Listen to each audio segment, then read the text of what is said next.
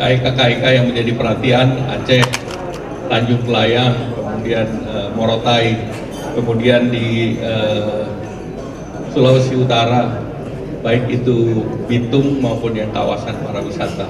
Tanya lagi, silakan Pak. Pagi Pak, saya Feby dari CNN mau nanya soal kawasan ekonomi khusus, kan sudah ada 3 yang dilaporkan ke Pak Prabowo karena minim investasi. Itu kendalanya ada di mana sih Pak sehingga minim investasi? Kemudian untuk Giant Sea Wall udah ada investor yang akan masuk nggak Pak? Terima kasih Pak. Saya jawab dulu ya, mengenai ICOR itu memang kita masih relatif tinggi di angka sedikit di atas 6. Jadi kalau investasi kita 30% dengan ICOR 6, sederhananya kan 30 dibagi 6, pertumbuhan kita 5%. Nah dulu waktu zamannya Pak Harto sempat kita 8,2% karena ICOR kita 4. Nah apa yang membedakan ICOR itu adalah investasi itu harus nyambung dengan sektor produktif.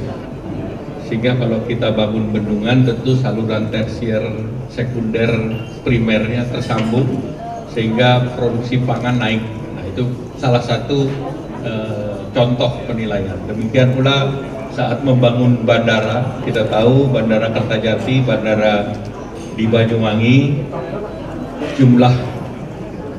jumlah pesawatnya, saya jawab yang nanya.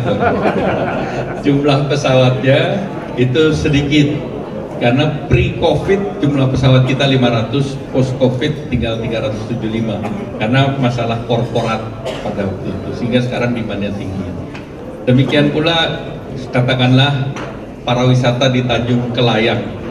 Kalau tidak ada pesawat langsung dari luar negeri ke Tanjung Kelayang dari regional minimal, itu turisme di sana akan terganggu. Kan orang nggak mungkin ke Jakarta dulu baru ke Bangka Belitung atau ke Palembang pun saat sekarang bukan menjadi pintu internasional, sehingga ini akan mempersulit. Nah ini yang semua minta di bottlenecking oleh Pak Presiden, sehingga dengan demikian nanti investasi dan ICOR meningkat. Salah satu contoh lagi Pelabuhan Patimban dengan jalan tol yang Jawa di utara itu belum tersambung jalan tolnya, jadi masih masuk jalan lama yang di utara, sehingga belum maksimal juga.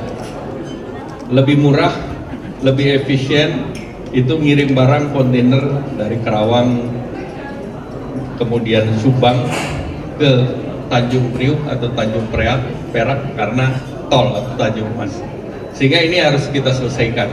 Kalau ini selesai, pemerintah optimis ICOR kita akan meningkat. Dan ada ICOR yang juga tidak negara lain di bawah kita juga ada, tapi ini terus kita akan improve. Tadi pertanyaan kedua mengenai KIK, tadi saya sebut KIK-KIK yang menjadi perhatian, Aceh, Tanjung Kelayang, kemudian Morotai, kemudian di Sulawesi Utara, baik itu Bitung maupun yang kawasan pariwisata. Nah ini yang kita minta untuk sebagian besar itu Pemdanya ikut, dan Pemda ini biasanya capital call-nya itu terbatas. Nah ini yang kita ingin buka dengan pemerintahan pilkada yang selesai.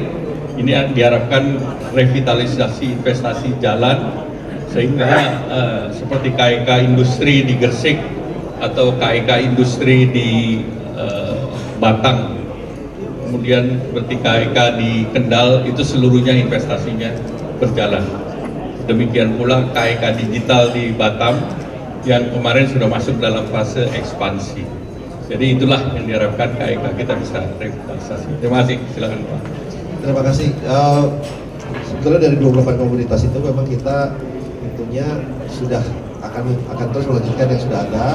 Ya, seperti contohnya nikel kita ketahui bersama, karena cadangan kita ini sekarang 42% dari total cadangan dunia. Tapi yang kita lakukan di nikel ini kan baru kita bilang baru first step dari hilirisasi, ya kan. Jadi step-step berikutnya sampai itu menjadi suatu industri itu masih kita dorong lagi. Contohnya untuk menjadi membangun seluruh ekosistem dari EV battery sampai EV car. Nah itu yang akan kita dorong. Kita sudah bicara dengan beberapa investor luar negeri terutama, dan mereka sudah ada yang berinvestasi di tahapan selanjutnya, dan kita juga sudah menginvestasi untuk sampai pada tahapan EV battery. dan harapannya juga sampai kepada elektrikan ya. Nah, itu sudah kita lanjutkan dan untuk hilirisasi yang lengkap itu saja itu membutuhkan effort yang tidak sedikit gitu ya, baik dari segi pendanaan, dari segi teknologi, dari segi juga dari sumber daya manusia. Ini 3 PR ini yang memang kita juga melihat secara keseluruhan. Jadi harapannya pada saat mereka membangun hilirisasi di Indonesia, tidak hanya nilai tambah yang kita dapat, tetapi juga peningkatan dari sumber daya manusianya. Nah itu yang kita siapkan juga bersama-sama, harapannya juga dengan investor yang masuk, itu yang pertama. Tapi memang ada industri-industri lain yang kita ingin dorong, salah satunya ya juga di mineral seperti bauxite, kalau di sini mineral, palm oil tentunya kita akan terus lanjutkan, kita sudah cukup baik, kita akan terus lanjutkan lagi supaya industri turunannya supaya lebih berkembang lagi. Kemudian dari segi kelautan ada rumput laut diantaranya, kemudian juga ada rajungan, ikan nila, dan jadi kita akan lihat mungkin 5-6 industri yang mungkin kita lebih prioritaskan, karena kita juga harus memastikan 3 hal itu, dari segi pendanaan, investor, teknologi, dan peningkatan sumber daya manusia itu juga kita ada dan siap.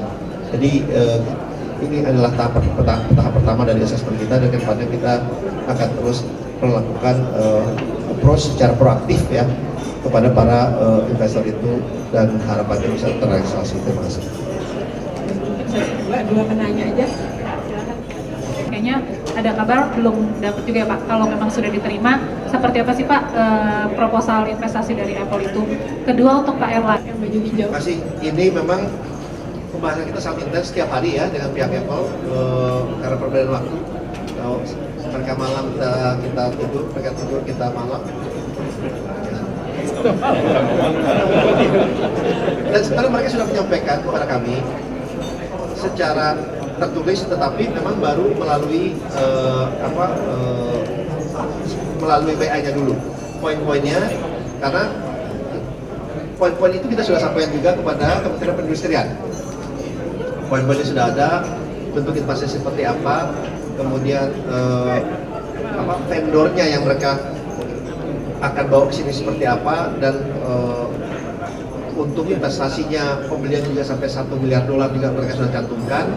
Nah, teknisnya kita sudah berikan kepada Kementerian Perindustrian. Nah, karena memang ini kita ada fine tuning juga, karena kita ketahui bersama kan mereka juga menginginkan adanya pada saat investasi ini untuk supaya ekosistemnya juga bisa berjalan di sini. Jadi ini udah tinggal fine tuning karena sudah tertulis mereka sudah berikan, tapi perlu ada pembahasan dengan kementerian terkait juga. Jadi kalau komentar itu tidak usah diragukan lagi karena mereka sudah memberikan secara detail, dan harapannya vendornya ini baru vendor pertama yang akan mereka bawa. Jadi masih ada vendor-vendor lain, karena dari satu iPhone 16 aja itu vendornya itu ada 320 vendor. Di kita itu baru satu, dan itu pun yang sangat-sangat kecil. Nah ini vendor yang dibawa adalah vendor yang besar yang bisa menghasilkan penjualan minimum $1 miliar juga. Jadi kita sudah layout sebetulnya, ini bukan yang pertama saja vendor mereka bawa, jadi sudah ada pembahasan lain, dan mereka harapannya memang ini lebih kepada realisasi investasinya dari Kementerian Industri juga inginnya supaya realisasinya mulai bangunnya 2025, dan mereka mulai investasinya itu realisasinya 2026, itu hanya perbedaan waktu. Nah, sekarang sedang kita push ke sana untuk bisa realisasi 2025, tapi mereka sudah menyampaikan secara tulis kepada kami. Terima kasih. Komponennya ada namanya R, jadi komponen untuk yang di dalamnya saya nggak tahu detailnya, sama komponen di luar untuk ya software-nya lah gitu. Saya mungkin detail ininya saya kurang paham. Itu jadi nilai investasinya sesuai dengan yang mereka sampaikan itu sampai dengan $1 miliar. Jadi satu mengenai Giant Sea Wall itu kita sedang melakukan studinya, sebagian besar sudah selesai. Kemudian kita akan bahas lebih detail mengenai fasenya. Nah, arahan Bapak Presiden fase pertama itu yang di sebelah barat, jadi dari Banten mungkin sampai ke Cirebon. Dan kita akan mengembangkan itu berdasarkan public-private partnership. Kemarin sudah dibahas dengan China, dengan Jepang, dan juga dengan beberapa negara lain yang mereka cukup tertarik untuk pengembangan giant seawall. Dan dari pengalaman kita melihat bahwa beberapa negara yang melakukan itu antara lain Korea dan juga Belanda, sehingga mereka juga dilibatkan dalam studi ini. Sehingga tentu ini masih ke depan kita akan persiapkan. Kita kan sudah punya pengalaman dalam public-private partnership. Terus yang kedua terkait dengan PLN, itu kita menandatangani kerjasama untuk small modular reactor, dan itu mengenai feasibility study-nya. Jadi kalau sudah selesai feasibility study baru masuk dalam tahap berikut. Namun dalam pertemuan Bapak Presiden dengan Perancis misalnya, dengan di sela-sela G20 dan APEC, berbagai negara sudah ikut menawarkan, termasuk Perancis, kemudian juga Korea, Jepang, Rusia, China, itu mendorong juga, mereka juga siap untuk memberikan kita untuk pengembangan nuklir. Mungkin cukup.